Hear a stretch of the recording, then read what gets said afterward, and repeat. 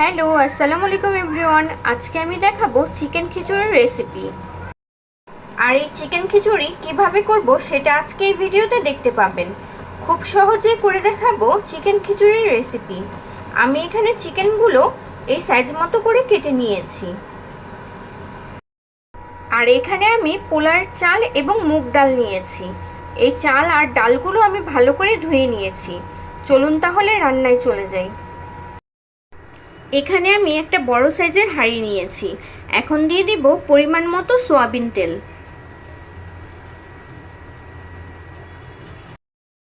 তেল গরম হয়ে এলে দিয়ে দিব পেঁয়াজ কুচি।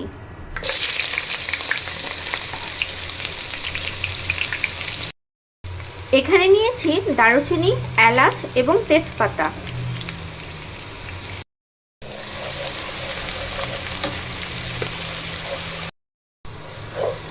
হালকা করে ভেজে নিব।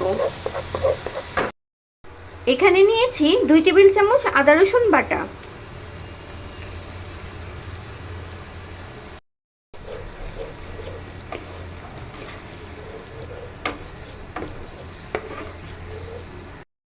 দিয়ে দিব পরিমাণ মতো লবণ। এখন দিয়ে দেব 1 টেবিল চামচ হলুদ গুঁড়ো, 1 টেবিল চামচ মরিচ গুঁড়ো, 1 টেবিল চামচ ধনিয়া গুঁড়ো, হাফ টেবিল চামচ জিরা গুঁড়ো। এখানে নিয়েছি 1 চা চামচ গরম মশলা গুঁড়ো। এখন দিয়ে দেব 1 টেবিল চামচ চিকেন মশলা। দিয়ে দেব সামান্য পানি।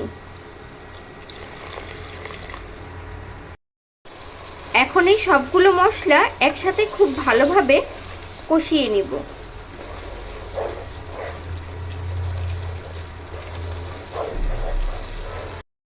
মশলাগুলো আমি খুব ভালোভাবে কষিয়ে নিয়েছি। এখন দিয়ে দিব ধুয়ে রাখা চিকেনগুলো।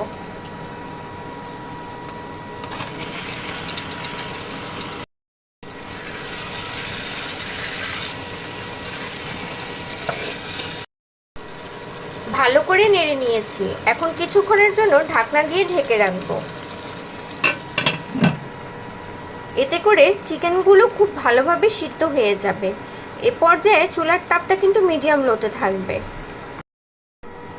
10 মিনিট পর ঢাকনা খুলে দেখে নিব।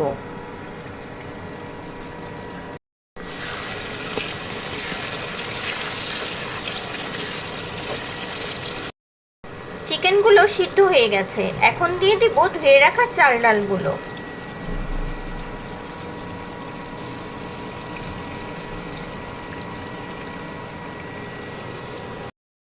এখন সবগুলো একসাথে ভালো করে নেড়ে নিব।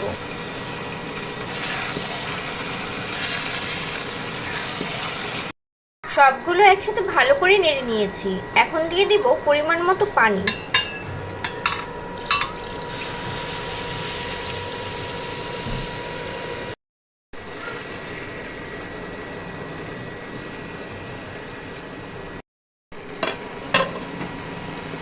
বলক ওঠা পর্যন্ত অপেক্ষা করব। এ পর্যায়ে চুলার তাপটা আমি হাইতে রাখবো। খিচুড়িটা বলক চলে এসেছে। এখন একটু নেড়ে নিব।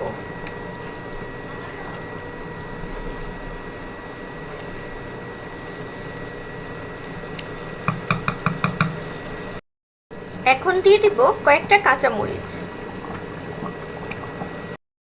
এখন আবারও ঢাকনা দিয়ে ঢেকে রাখবো। এ পর্যায়ে চুলার তাপটা আমি মিডিয়াম লোতে রাখবো। 10 মিনিট পর ঢাকনা খুলে দেখে নিব। পানিও অনেকটা শুকিয়ে গেছে। এখন হালকা করে একটু নেড়ে নিব।